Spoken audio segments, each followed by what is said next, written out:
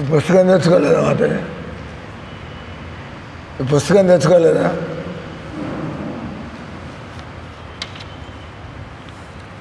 Reading from Shrimad Bhagavatam, Canto 11, Chapter 5. వసుదేవుడికి నారదుడి ఉపదేశముల ముగింపు. 9-10. శ్రీయా విభూత్యాభి జనేన విద్యయా త్యాగేన రూపేణ బలేన కర్మణ జాతస్యేనాంద ధియస్స హేశ్వరాన్ సతో మన్వంతి. హరిప్రియాన్ కళ అతని మీ పేరు వచ్చింది, హరిప్రియ. వెతుక్కోండి ఇంకా. Bye I'm here. సర్వేషు తనుభృశ్య అవస్థితం యథాకమాత్మా నమభీష్టమీశ్వరం వేదోపగీతంచ శృణ్వతే అబుధా మనోరథానాం ప్రవదంతి వార్తయా. అనువాదము తాత్పర్యం. జగద్గురు శ్రీల ప్రభుపాదికి.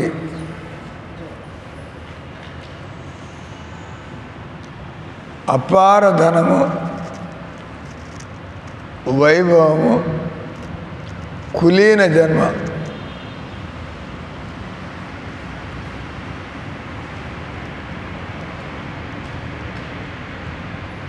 కులీన జన్మ అంటే మంచి జన్మ, నీచపు జన్మ.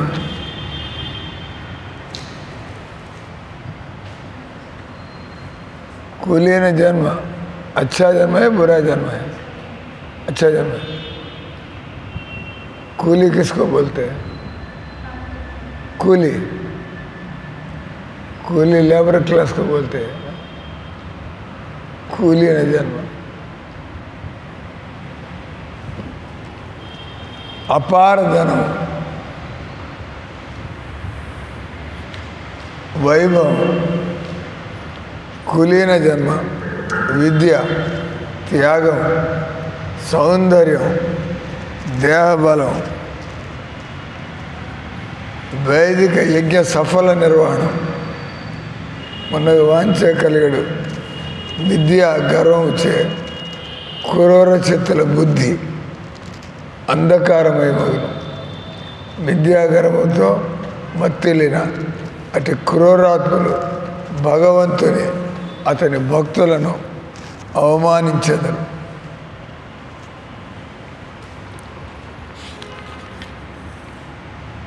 భగవంతుడు అందరి దేవదారుల హృదయాల్లో నిత్య విలసితుడై ఏ భౌతిక వస్తువులతో కలిగినట్టి సర్వవ్యాపకము ఆకాశం వలె అతడు వేరుగా ఉండును. ఆ విధంగా దేవదేవుడు పరమ ఆరాధ్య విషయం, సమస్తానికి పరమ నియామకుడు. వేదములందు అతడు విస్తృతముగా కీర్తించబడిన జ్ఞానరహితులు అతని గురించి వినగోరరు. మైథున భోగము, మాంసభక్షణము వంటి ఇంద్రియ భోగ కర్మలతో ముడివడి ఉండే మనోరథములు చర్చ ఎందు ఉన్నవారు తమ కాలమును వృధా చేయకూడదు. తాత్పర్యం: బద్ధజీవునిచే ప్రదర్శితమయ్యడి ఆకర్షణీయమైన గుణములు ప్రథమంలో సర్వాకర్షక గుణనిధి అయిన భగవంతునికే చెందినట్టివి.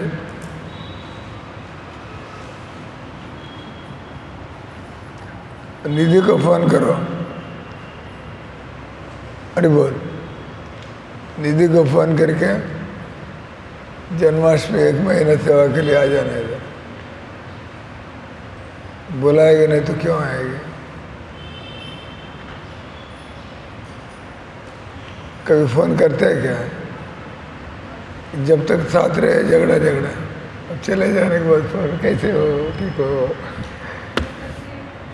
हाँ हाँ, उन्होंने किया है। बुलाओ, celebrate Janmashtami here, first Janmashtami, second निधि ना होते हुए दूसरे जन्माष्टमी।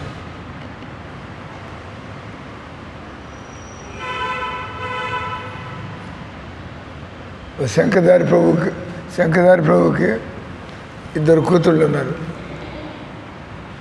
ఇద్దరు బీటెక్లు ఇటు చదివి బాగా భక్తిలో ఉండి కల్ ఫోన్ అయ్యాత శంకరదారి ఆయన కూతుళ్ళ పెళ్ళి. ఇక్కడ మీకేమైనా ఆంధ్ర సంబంధాలు ఉంటే చెప్పండి. భక్తి చేసేటువంటి కుర్రవాళ్ళు.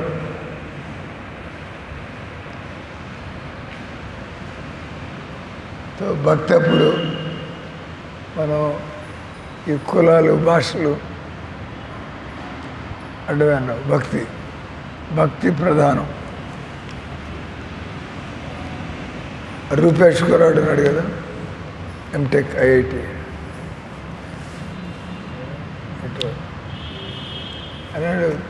నెల్లూరు వచ్చినప్పుడు ఇద్దరు కుర్రాళ్ళు ఎవరో పెళ్లి చేసుకోవాలన్నారు. మాకు ఇన్ఫర్మేషన్ ఇవ్వండి. నాకు గుర్తొచ్చింది రూపేష్ ఒకడే, ఇంకోళ్ళు ఎవరు ఆయన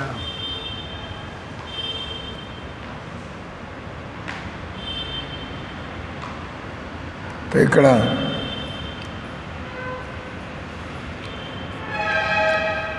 అన్నీ కూడా ముందు భగవంతుల్లో ఉంటాయి. గుణాలన్నీ కూడా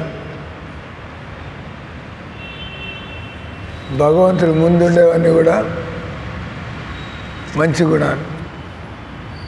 దుర్గుణాలు, దుర్మార్గాలు భగవంతుడి వీపుతో, అంటే ఆయన చూడకపోతే, ఆయన మర్చిపోతే అన్ని దుర్గుణాలు ప్రారంభమవుతాయి. అంటే భగవంతుడి అన్ని భాగాల నుంచి అన్ని, కానీ చెడు అనేటువంటిది భగవంతుడి వెనకాల వైపు ఉంటుంది. అంటే మనం భగవంతుడిని విస్మరించినట్లయితే మనకి చెడు అంతా కూడా మన నెత్తికెక్కుతుంది. అన్నీ కూడా భగవంతుడిలో, భగవంతుడు నిరాకారుడు, మనకు ఆకారం ఎక్కడి నుంచి వస్తుంది? భగవంతుడిలో లేనిది మన దగ్గర ఉండే అవకాశం లేదు. భగవంతుడికి క్రోధం వస్తుందా రాదా?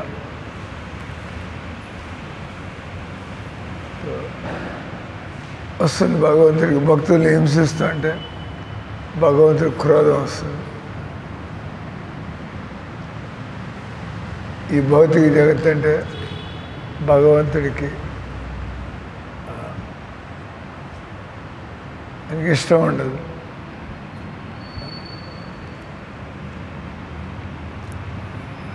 అన్ని గుణాలు ఒక్కటి తప్పించి ఈర్ష్య అనేది భగవంతుడు దేని గురించి ఈర్ష్యపడాలి? ఆయన అన్నిట్లో ఆయనే టాపరు. భగవంతుడు ఎవరిని చూసి ఈర్ష్యపడాల్సిన అవసరం లేదు. ఆయన ఇచ్చిన గుణాలే మనకుంటే ఆయన మనకి అంతో ఎంతో ఎంత కావాలంటే అంత, హనుమంతుడికి లాగా, అర్జునుడికి లాగా. ఇక్కడ ఆకర్షణీయమైన గుణాలు, సంపద. ఎవరైనా కూడా టాట్ ఎంతో ఆడంబరంగా వస్తే జనాలంతా కూడా నోరేళ్ళ పెట్టి చూస్తారు. మోడీ గారు వస్తుంటే 300 మంది టక్ ఆయన అంత ముందు వెనక తిరుగుతుంటే అన్ని కార్లు, 15 కార్లు, జనాలంతా గమనిస్తుండే. ఎందుకంటే ఏ మనిషికి ఆ విధమైన ఆర్భాటం చూడాల, కాబట్టి ఆకర్షణీయంగా ఉంటుంది. ఏర్పాట్లు ఆకర్షణీయంగా ఉంటాయి. మధ్యలో తిరిగాడు ముసలాడు. ప్రభుపాద ఆయన కూడా ఆయన ఈ డాన్సింగ్ వైట్ ఎలిఫెంట్స్ ప్రభుపాద చుట్టూరా ఉండే ఫారినర్స్ అంతా కూడా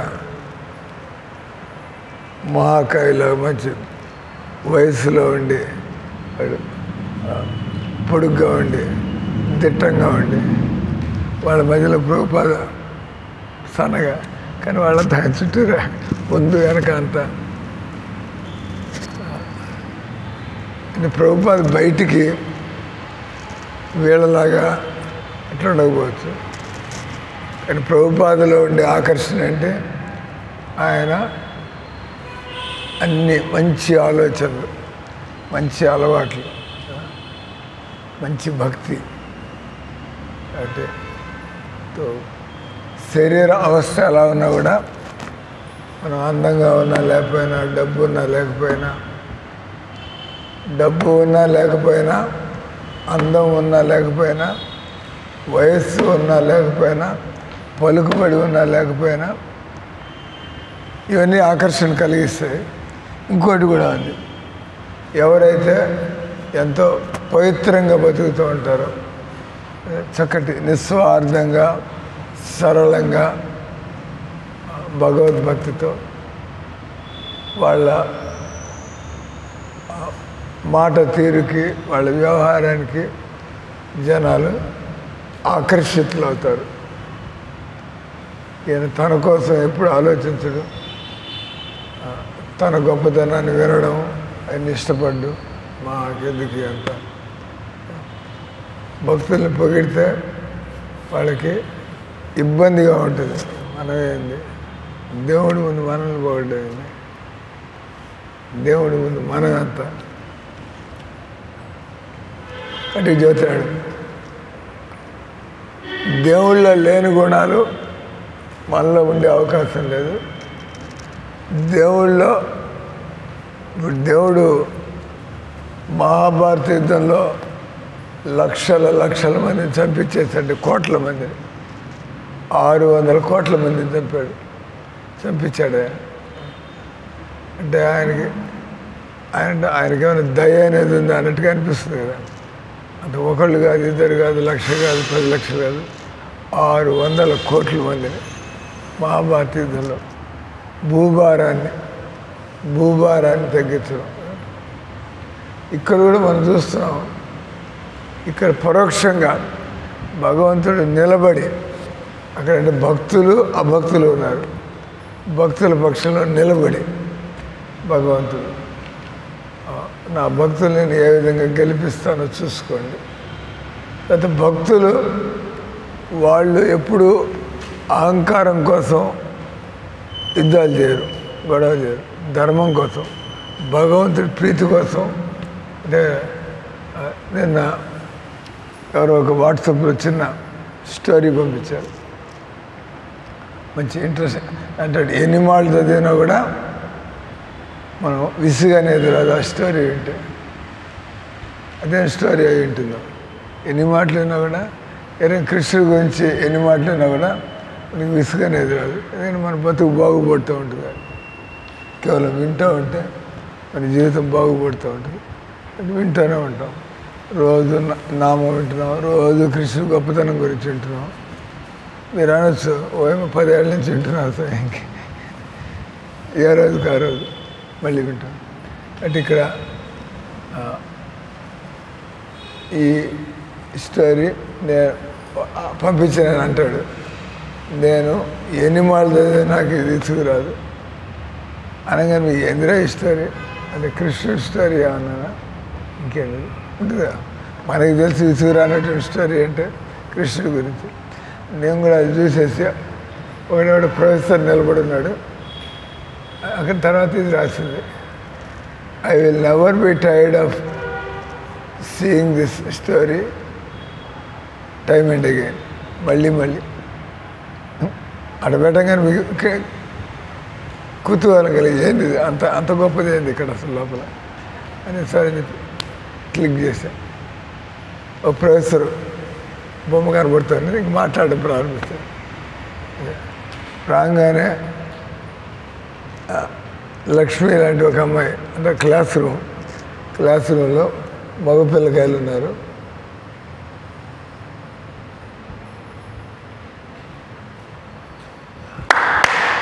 వింటున్నారా లేదా? అక్కడికి వినపడదా అక్కడికి చూడ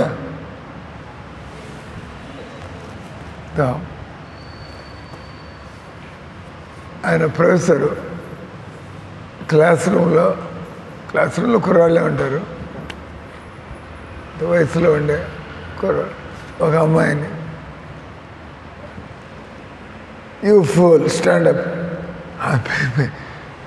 ఏమైంది క్లాస్ రూమ్లోకి రాగానే అటెంటెడ్ అయింది.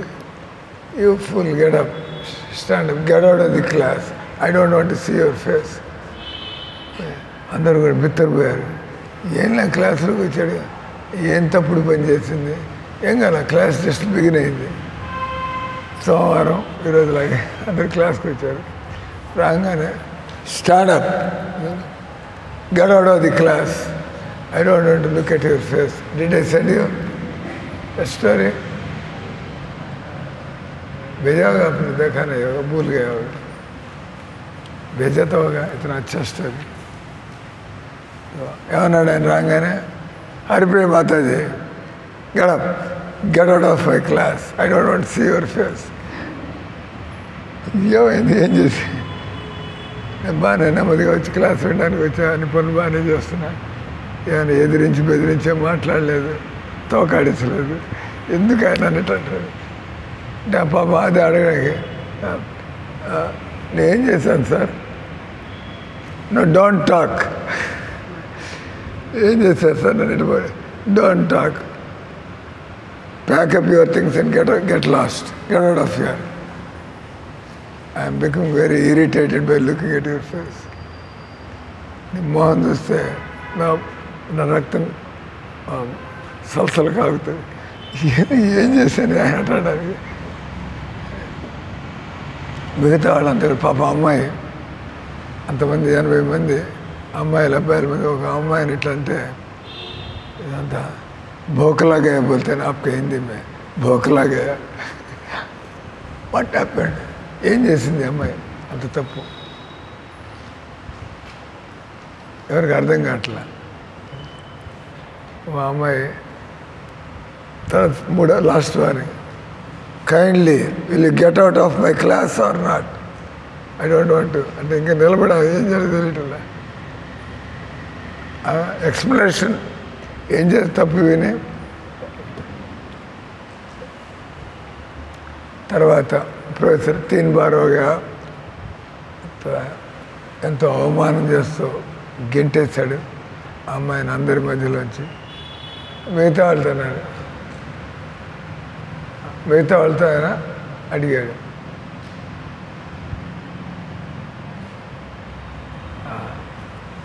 Do you know what did she do, అమ్మాయి ఏం చేస్తా మీకు తెలుసా? ఏం తెలుసు. ఇప్పుడు క్లాస్ ప్రారంభమైంది, అప్పుడే ఇంకేం చేసేది నాకు ఏం చేయలేదు.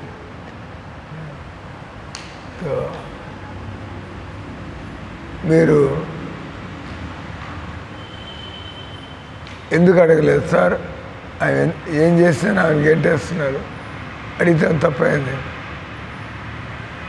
మీ ముందు నేను ఇంకోళ్ళంట మీకు అన్యాయం అనిపిస్తుంది, మీరు అడగచ్చా లేదా, అంత పాడిపోయి ఏం చేసింది సార్, మీరు అంత గట్టిగా మందలిస్తున్నారు, కానీ ఎందుకు అడగలేదు మీరు అని అన్నాడు.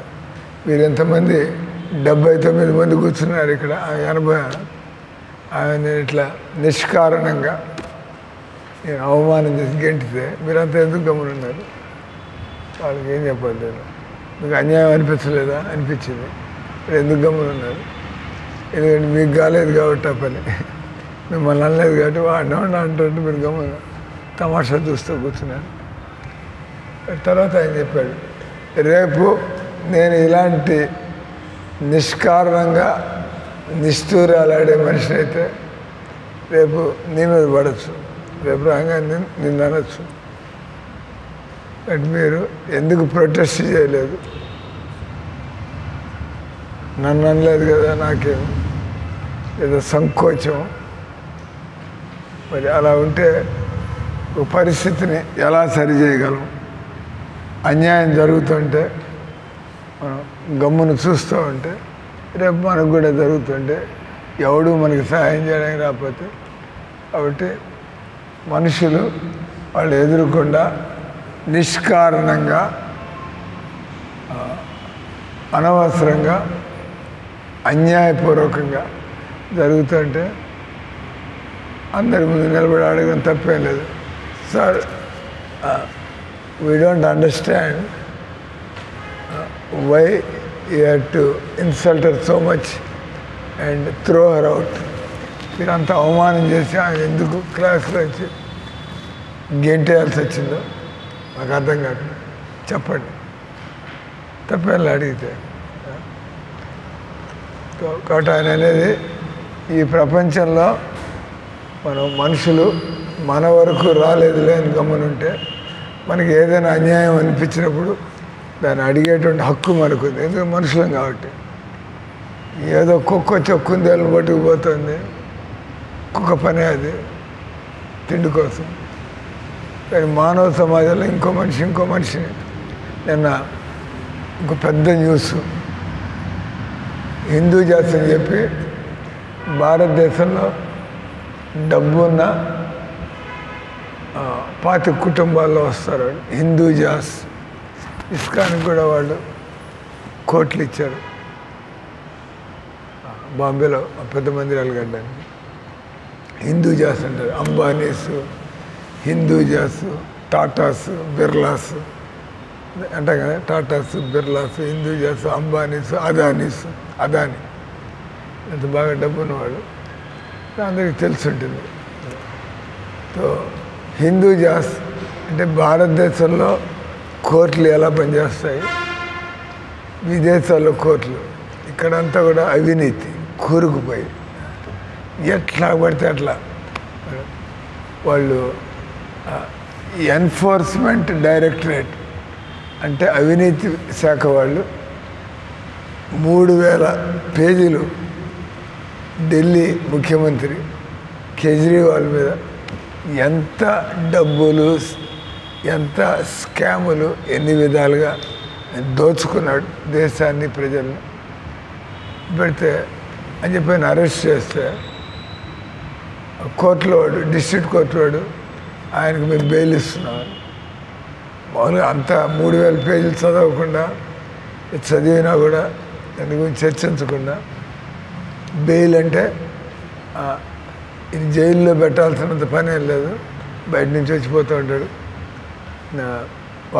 వాదవివాదాలు. మరి కేసు వేసినాడు గమనాడు కదా, ఒరే ఇంత అవకతవకలు, ఇంత అవినీతి జరిగింది, బెయిల్ ఇస్తా అంటాడు. వెళ్ళి సాక్ష్యాలు వాళ్ళని బెదిరించి వీళ్ళని బెదిరించి సాక్ష్యాలన్నీ తారుమారు చేయొచ్చు. ఎందుకు జైల్లో పెడతారు ఒక నేరస్తుని?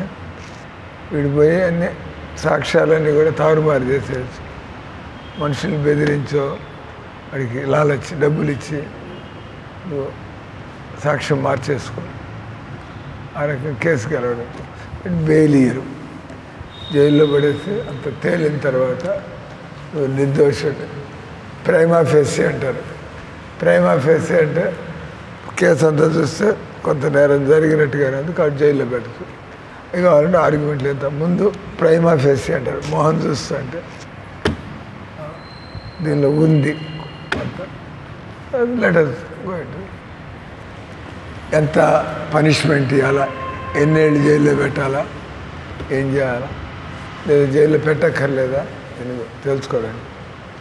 సో వెంటనే వాళ్ళు డిస్ట్రిక్ట్ కోర్టులో బెయిల్ ఇవ్వగానే, అంటే ఎన్ఫోర్స్మెంట్ డైరెక్టర్ స్పెషల్ పవర్స్ ఉంటాయి వాళ్ళకి, ఎవరికి చెప్పక్కర్లే. మామూలుగా మన ఇంటికి ఎవరిని వచ్చి చెక్ చేయాలని చెప్పాలా, ఇట్లా మీకు వారెంట్ వచ్చింది మేము వస్తున్నాం ఇట్లా. కానీ ఎన్ఫోర్స్మెంట్ డైరెక్టర్ సడన్గా వచ్చి చెక్ చేయాలి అంటే వాళ్ళకి డౌట్ ఉంది. అందరు పోలీసులకి అధికారం లేదు. పోలీసుడు మీ ఇంటికి వచ్చేది మీ ఇంట్లో చెక్ చేయాలంటే నువ్వు కోర్టు నుంచి మా కాగితం తీసుకురావా, మా ఇంట్లోకి రావడానికి లేదు. పెద్ద నేరమైన అంటే అందరు పోలీసులు లేదు, ఈడీ వాళ్ళకి అధికారం ఉంది, అవినీతి విభాగం వాళ్ళకి. మేము చూపిస్తే మాకు డౌట్ వచ్చింది, మాకు ఆధారాలు దొరికాయి, మేము చెక్ చేసుకోవడానికి వచ్చాం. బస్ ఏమీ లేదు. మనకి పొద్దున్న దాకా మనకి నోటీస్ ఏం రాలా, సడన్గా వచ్చి దాంతో సోదాలు చేయాల.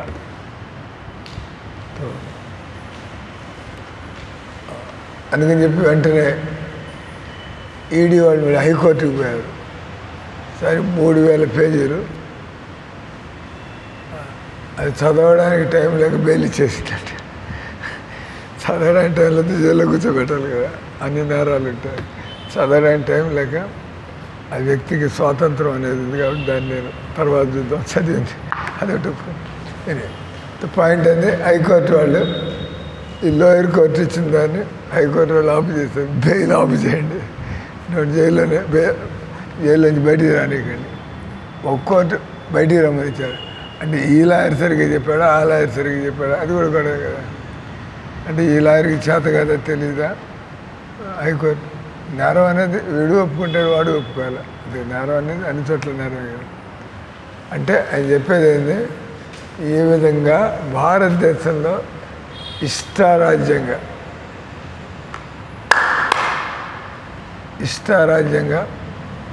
జడ్జిలు చాలా జాగ్రత్తగా చేయాలి నిర్ణయాలు. ఇంకలాతే ఎక్కడికి పోతాం మనం న్యాయం కోసం. ఏమైంది, ఈ అంబానీ హిందూజాలు కుటుంబాన్ని అంతా కూడా జైలుకి పంపిస్తున్నారు ఇంగ్లాండ్లో. వాళ్ళు ఇంగ్లాండ్లో ఉంటారు. ఏందయ్యా అంటే ఇంట్లో కుక్కకి, వాళ్ళ ఇంట్లో కుక్కలు ఉంటాయి కదా పెద్ద పెద్ద వాళ్ళ ఇంట్లో కుక్కకి రోజుకి 7,000 ఖర్చు పెడతారు. ఇంట్లో పనాళ్ళకి మాత్రం 70 రూపాయలు ఇస్తున్నారు. వాళ్ళని భారతదేశం తెప్పించుకున్నాడు.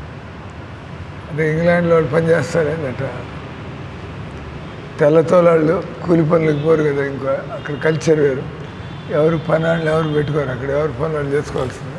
లేకపోతే గట్టిగా డబ్బులు తీసుకుంటారు ఫుల్గా. మనం అంత డబ్బులు కట్టుకోను అంటే మామూలుగా ఎవరి పనులు వాళ్ళు చేసుకుంటూ ఉంటారు. వాషింగ్ మిషన్ పెట్టుకుని ఆ మిషన్ ఈ మిషన్, అది డబ్బులు. కుక్కకి రోజుకి 7,000 ఖర్చు పెడుతున్నారు. ఒక పనివాడికి ఇంగ్లాండ్ చట్టం ఆధారంగా కనీసం రైల్లో పోర్టర్ని పెట్టుకుంటారు మీరు సామాను వేయడానికి. వాళ్ళంటారు కనీసపు కూలి 50 కేజీలకి బరువుకి మనిషికి 150 రూపాయలు ఏదో ఉంటుంది. అదే కనబడుతూ ఉంటుంది మనకి, అని తీయాలి. అంతకంటే ఎక్కువ బేరం చేసుకున్నమాట, అందుకని తక్కువ ఇయడానికి.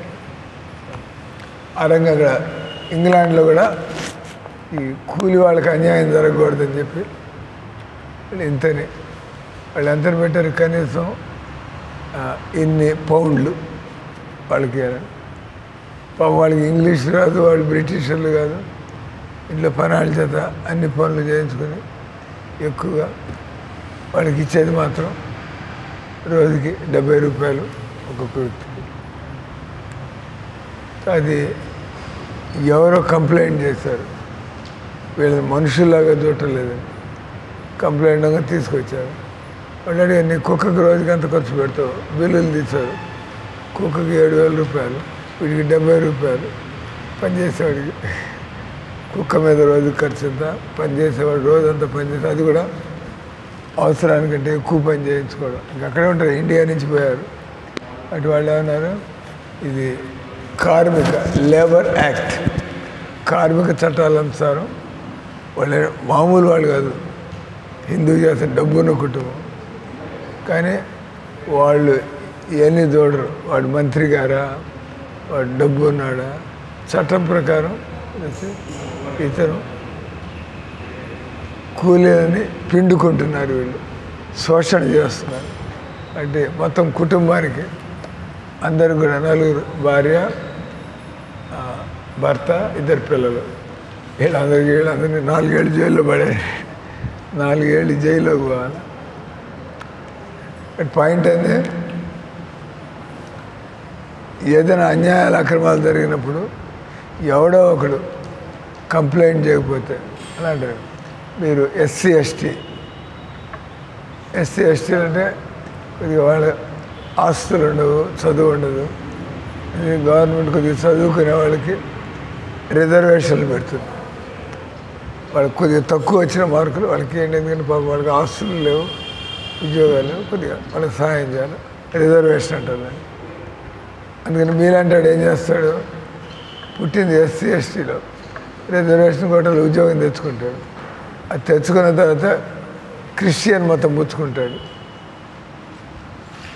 నువ్వు మతం మారిస్తే నీకు ఎస్సీ ఎస్టీ కేటగిరీ వర్తించదు. హిందువుల్లో ఎస్సీ ఎస్టీలు వాళ్ళకి మతం మార్పిడైతే ఇంక నువ్వు ఎస్టీ లేదు ఎస్టీ లేదు, నువ్వు క్రిస్టియన్ అయిపోయావు, వాడు నీకేం రిజర్వేషన్ ఉండదు.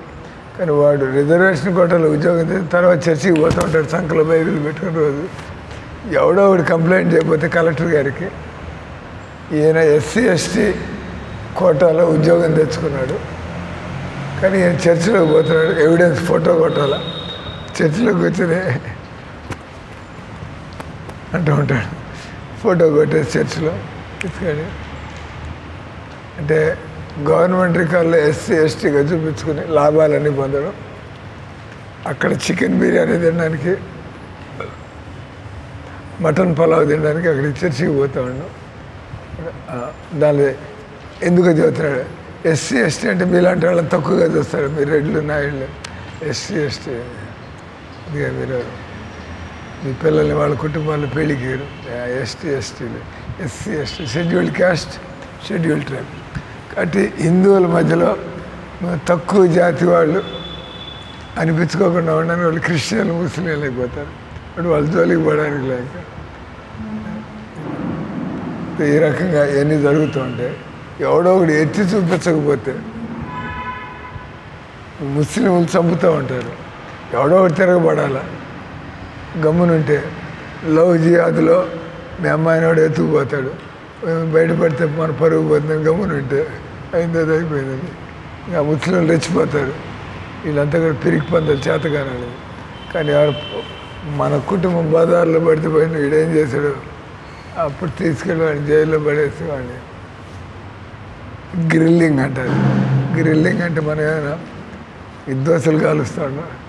అదే ఎవరు ఇంకోళ్ళని సభ్య సమాజంలో మనం అనవసరంగా ఇంకోళ్ళని తిట్టడానికి లేదు, సభ్య సమాజంలో ఇంకోళ్ళని తాకడానికి లేదు, కొట్టడం కానీ ఏమి చేయడానికి లేదు. కానీ కొట్టినప్పుడు మనం గమనిండిపోతే అంటే అది పోలీసు ముందుకు పోయినప్పుడు, చట్టం ముందుకు పోయినప్పుడు బయటకు వస్తుంది.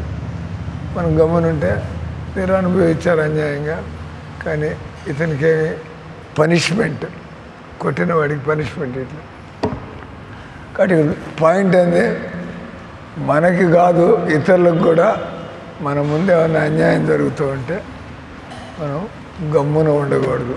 పాయింట్ అడగాల. అది సరైనటువంటి కారణం ఉందా లేదా. ఇక్కడ భగవంతుడిలో లేనటువంటి గుణాలు మనుషుల్లో ఉండే, భగవంతుడిలో లేనటువంటి వైభవం మనుషుల్లో ఉండే అవకాశం లేదు. కొంత మాకంటే మీ దగ్గర ఎక్కువ ఉంది కాబట్టి జనాలంతా చూస్తూ ఉంటారు. భగవంతుడి ముందు మీకున్నది మాకున్నది ఎంత కూడా అసలు లెక్కలోకి రాదు, అంత ఎక్కువ దేవుడి దగ్గర ఉంటుంది. అటు ఇక్కడ చదువుతున్నాడు, అపార ధనం,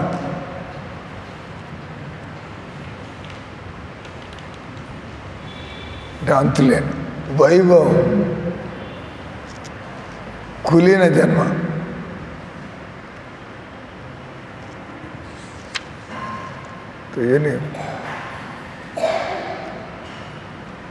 వెన్నెల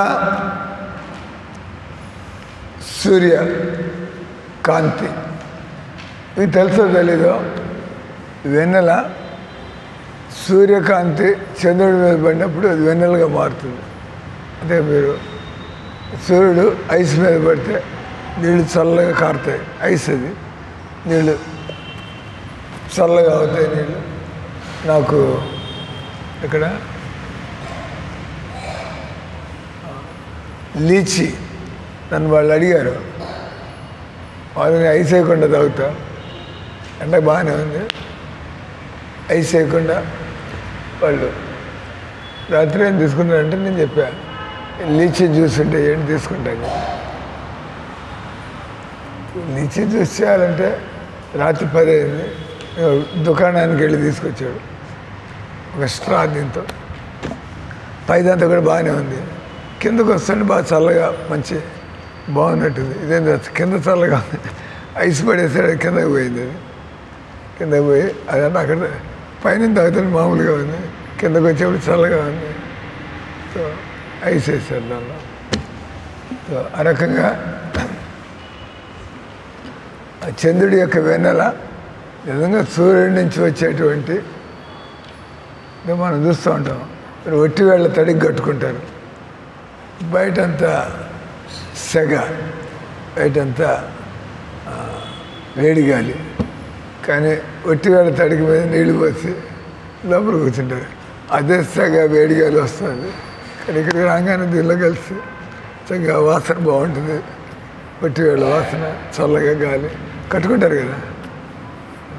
తాడిపత్రులు అనేది తాడిపత్రులో మనం ఎన్ని ఏసీలు ఎన్ని బెడ్డానికి లేక ఒట్టి వేళ తడికలు కట్టుకుని మేకులు కట్టి ఒట్టి వేళ తడికిపోయి దాన్ని నీళ్ళు చల్లుకొని కిటికీలు వేసుకొని ప్రశాంతంగా అంత అలవాటు. జీవితంలో ఎప్పుడు కూడా మనం కనీసం కంటే ఎక్కువ పోకూడదు. భక్తులు అంటే అయితే మీరు జనాన్ని ఇబ్బంది పెడతారు. వాళ్ళ ఇంటి ఏసీ ఉందా మీ ఇంట్లో, వీళ్ళేం భక్తులు బాబు, మనం ఏసీ లేకుండా పోతుంది, ఇప్పుడు భక్తులు ఏంటి ఏసీ ఉందా మీ ఇంట్లో ఉందని అడుగుతాడు. కాబట్టి భగవంతుడి యొక్క శక్తులు, భగవంతుడి యొక్క వైభవం మన యొక్క తపస్సు వల్ల, మన భక్తి వల్ల భగవంతుడు కొద్దిగా మనకి పారేయచ్చు. ఆయన మిగతా వ్యక్తులకి అది గొప్పగా కనిపిస్తుంది, కానీ భగవంతుడు ఆయనకు ఉండేటువంటి అపారమైన శక్తుల్లో కొంత. భగవద్ విభూతులను జీవుడు కొంత మొత్తములో కొద్ది సమయం అందంగా ఉంటాం, కొద్ది సమయం ఆరోగ్యంగా ఉంటాం, కొద్ది సమయం ఐశ్వర్యం ఉంటుంది. ఐశ్వర్యం ఆఖరి దాకా ఉండొచ్చు, కానీ మీరు ముసలాళ్ళ మాంసంలో పెడితే ఏం ప్రయోజనం డబ్బులు. నేను చూశారు కదా భువనేశ్వరం ఏం తింటుందో, మీరంతా లాగేస్తున్నారు ప్రసాదాలు, మజ్జిగాను అదంటే. ఎందుకంటే అరాయించుకోలేరు. వాటి డబ్బులు ఉన్నా కూడా మీరు డబ్బు లేని వాళ్ళలాగే తినాల్సి వస్తుంది. ఒక వయసు వచ్చిన తర్వాత పిసుక్కుని పెరుగన్నం తినాలి. అంటే అంటే ఎవడు తింటాడు ఒట్టి పెరుగను, ఎవడికి ఏదో కూరగాయలు కొనుక్కోలేడు, ఎవడికి పన్నీరు కొనుక్కోలేడు, ఉన్నదానిలో చారు అన్నం తింటాడు. ఇక్కడ భగవంతుడు ఇచ్చేవన్నీ కూడా అవి మనకి మనల్ని ఎగతాళి పాలే చేస్తాయి. తర్వాత ఉండవు అవి. ఒక ఉంది మేరిలిన్ మాన్రో, కొనే మేరిలిన్ మాన్రో. ఆమె ఒక గొప్ప యాక్టర్, ఇంగ్లాండ్లో చాలా చాలా అందంగా ఉండేది. జనాలంతా అంటే పడి తెచ్చేవాళ్ళు చూడడానికి ఆ సినిమాలు ఆయన ఓ అని. తర్వాత వయసు అయిపోయిన తర్వాత ఇంకా ఒళ్ళంతా మారిపోయేదంతా ఈ జనాలు ఎవరు చూడదలుచుకోలే. ఆయనకి ఇంకా అలవాటైంది. జనాలంతా ఓ అని వెనకాల కలితారు వందల వయసులో ఉన్నప్పుడు. వయసు అయిపోయింది, అది అందం ఏం లేదు. అప్పుడు ఎవరు కూడా ఇంకా అందరూ కూడా మళ్ళీ ఇంకో వయసులో ఉండే వాళ్ళు చూడడం ప్రారంభిస్తారు. ఆమెకి ఇంకా చాలా ఇబ్బందిగా ఉంది. ఎందుకంటే దాని అంటారు హైలైట్ అయింది, బాగా హైలైట్. ఎక్కడికి పోయినా కూడా అన్ని వీడియోలు అన్నీ ఆమె చుట్టూనే, ముందు నుంచి వెనక నుంచి. ఇప్పుడు వయసు అయిపోయింది, అది ఎవడు బట్టి అందరూ ఇక్కడ ఏం లేదు. ఇంకో కొత్త హీరోయిన్ వెనకాల ఏం బాబు తట్టుకోవడం కష్టమైంది. ఇంత హాట్స్పాట్లో ఉంటే పట్టుకు ఒక విషయం దాకా చచ్చిపోయింది. నన్ను ఎవడు పట్టించుకుంటే ఎందుకు నేను బతికి అని చెప్పి శుద్ధంగా నిద్ర మాత్రం తినేస్తే రాత్రి చచ్చిపోయింది. మేరీలిన్ మోన్రో. అట్లాగే ఒక ఆయన మంచి బాగా డబ్బులు, ఎర్నెస్ట్ హెమింగ్వే. కోనేమో ఎర్నెస్ట్ హెమింగ్వే నోబెల్ ప్రైజ్ వచ్చింది ఆయనకి సాహిత్యంలో, కోట్ల రూపాయలు. అట కొన్ని పుస్తకాలు రాశాడు. దేవుడు ఇచ్చిన తలకాయ అదిరిపోయేట ఒక చిన్న టాపిక్ తీసుకుని అట రాస్తాడు. బాగా బ్రహ్మాండంగా అదరగొట్టాడు. ఆయనకి అన్ని అవార్డ్స్ డబ్బులు. ఆయనకి ఆడవాళ్ళ బలహీనత ఉంది. దానివల్ల ఆయనకి సుఖ వ్యాధి పట్టుకుంది. సుఖ వ్యాధి ఒక ఆడదానికంటే ఎక్కువ వాళ్ళతో తిరుగుతుంటే శరీరం వికటించే అవకాశం ఉంది. దానివల్ల సుఖ వ్యాధి, సుఖం కోసం పోతే వ్యాధి అంటుకుంది. సుఖ వ్యాధి అంటే ఒళ్ళంతా కూడా పుండ్లు వచ్చేసి నెహ్రూ గారికి కూడా వచ్చింది. నెహ్రూ గారు కూడా సుఖ వ్యాధితో చచ్చిపోయాడు. ఆయన ఎక్కడికి పోయినా కూడా అంత మోసం చేసింది నెహ్రూ. ఎక్కడికి పోయినా కూడా ఆయన ఎవరిని చూపిస్తే వాళ్ళు ఆయన దగ్గరికి రాత్రి రావాల్సిందే, తప్పించుకునేది లేదు. ఎంత సైలెంట్గా. ఎందుకంటే అదే పేపర్లో రానిరంతే.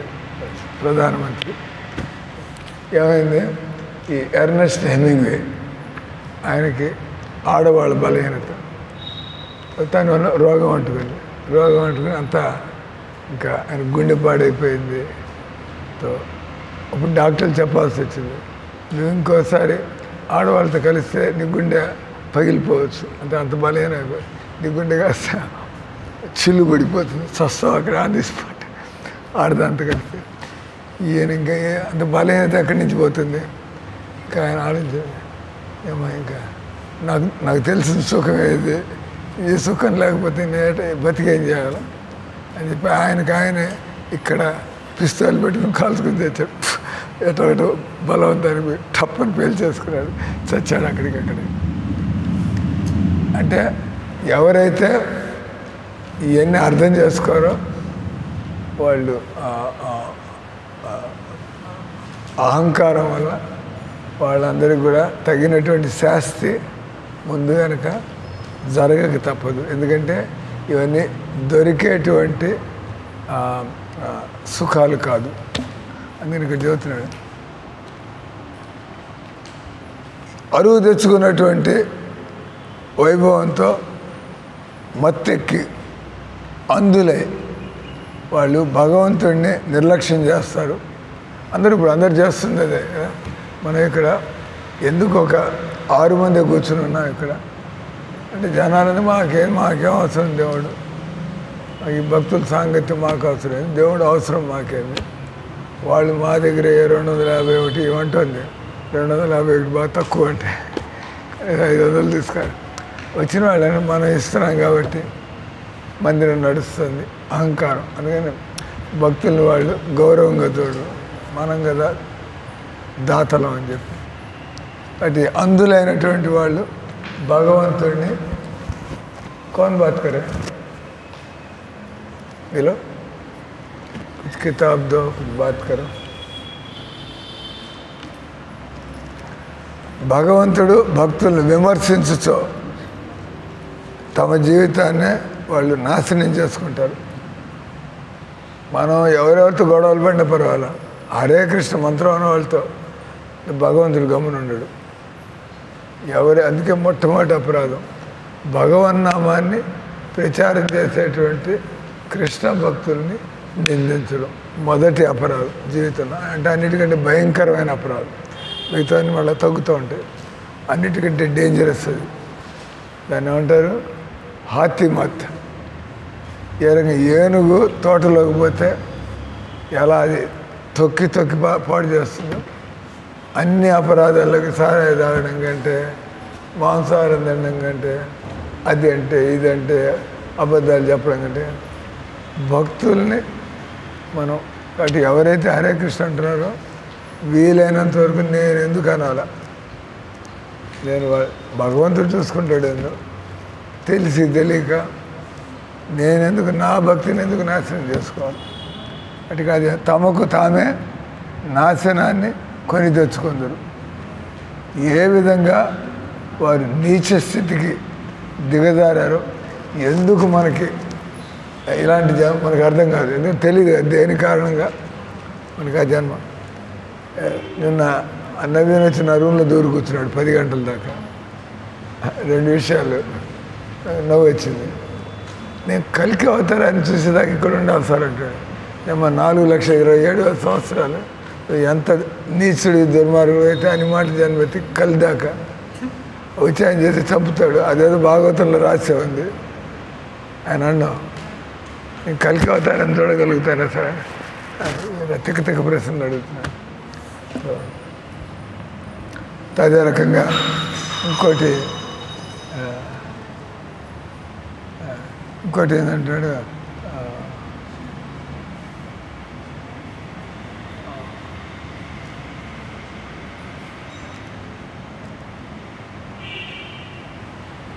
నీచ స్థితికి ఇప్పుడు 2 పాయింట్ ఆయన ఇక్కడ చేరింది. ఇంట్లో అప్పుడప్పుడు వండుకోవడానికి సామాన్లు ఉండవు, తర్వాత స్టూడెంట్ వండుకోవడానికి టైం ఉండదు, తండ్రి లేడు, తల్లి ఎక్కడికో కావాలో ఏదో చిన్న పని ఏదో చేసుకుంటూ ఏదో లాగుతున్నారు. ఈయనకి ఫీజులు కట్టడానికి డబ్బులు లేవు. ఇదంతా నిన్న కూడా నా జేబులో 18 రూపాయలే ఉంది, నేను సిమ్ కార్డు మార్చుకోలేను.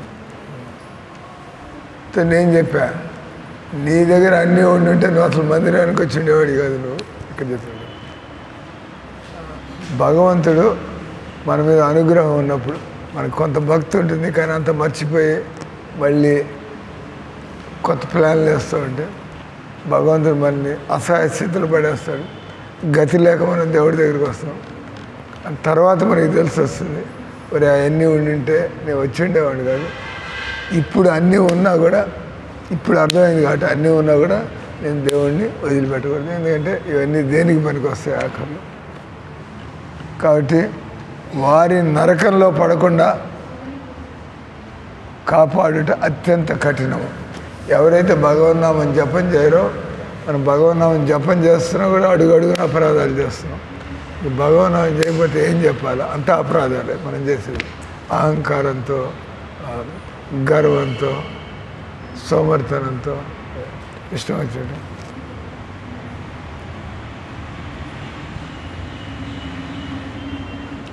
ఇది జవాబు చేస్తాం. ఏమైంది, భగవంతుడు అందరి దేహదాల హృదయంలో పరమాత్ముడుగా, కాబట్టి ఆత్మ కానీ పరమాత్మ కానీ ఈ శరీరంతో కలవదు.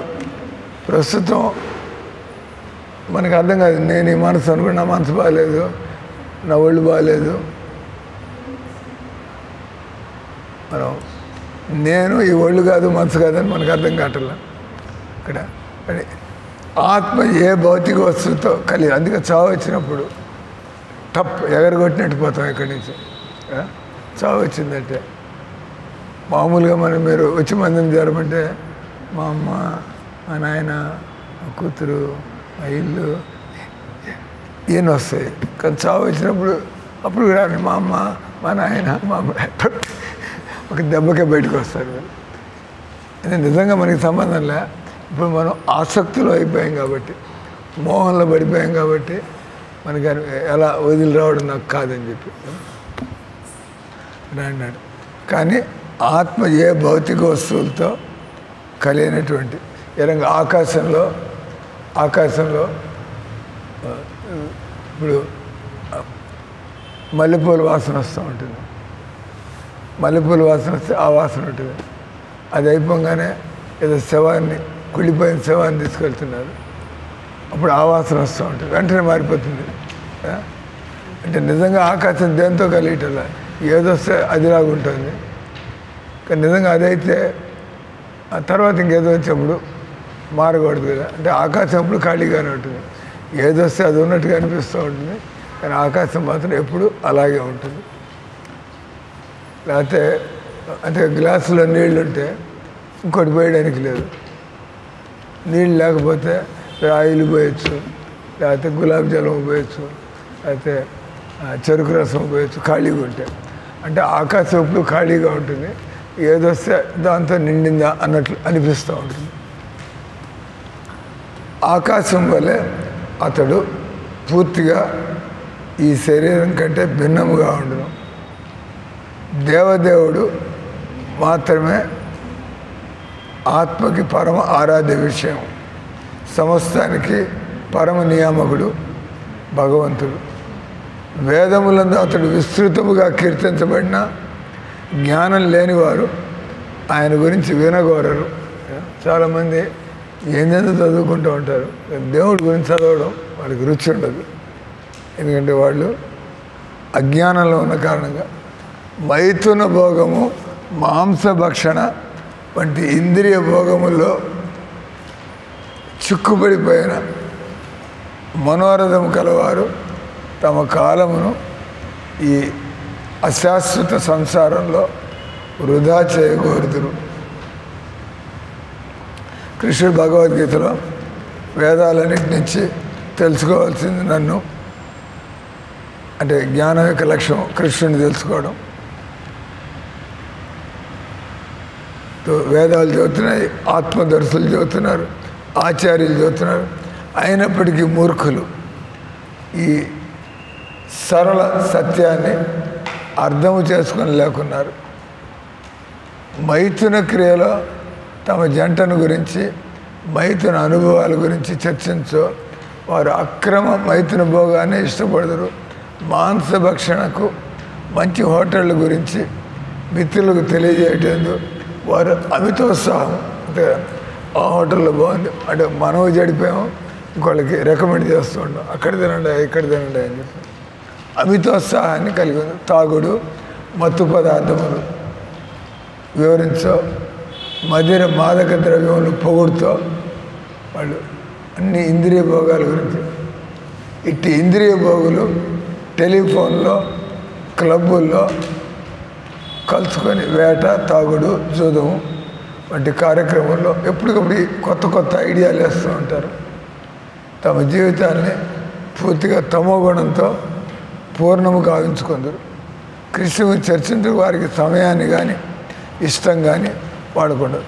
దురదృష్టవశాత్తు వారు ఈ విధంగా భగవంతుని నిర్లక్ష్యపడుతుంది. అందువల్ల వారికి బుద్ధి చెప్పుటకు దేవుడు కఠిన శిక్షలు వేయించుండును. సమస్తము భగవంతుడికి చెందినటువంటిది, సమస్తము అతని ఆనందం కొరకు.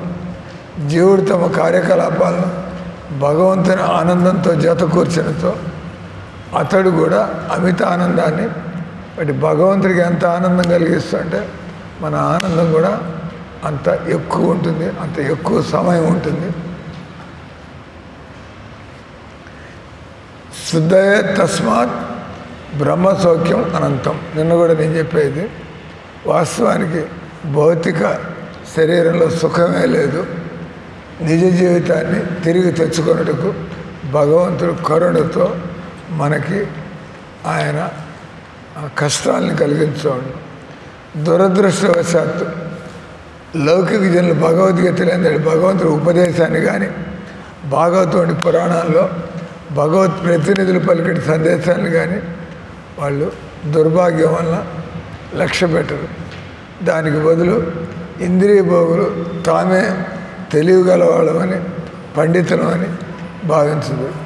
నిజానికి ప్రతి లౌకికుడు తాను పరమ బుద్ధిమంతుడిని తలచో అసలు సత్యాన్ని తెలుసుకుంటకు అతడు సమయాన్నే కేటాయించడు. ఈ శ్లోకంలో దేవుడు బద్ధ జీవుని హృదయం ఓపికగా వేచి ఉండి, జీవుని పక్కనే కూర్చుని ఉండి భగవంతుని గుర్తించడానికి వానిని ప్రోత్సహించుతుండను. ఆ విధంగా భగవంతుని గుర్తించుటే సకల శుభాలకి, సకల సుఖాలకి ఆది అయి ఉన్నది. వాడి జీవితంలో మనకి అన్ని శుభాలు సుఖాలు కలగాలంటే మనం ఎప్పుడు కూడా భగవంతుని మర్చిపోకుండా మన జీవిత ప్రయాణాన్ని ఆ రకంగా మనం అడ్జస్ట్ చేసుకోవాలి. హరే కృష్ణ కృష్ణ కృష్ణ హరే హరే, హరే రామ రామ రామ హరే హరే.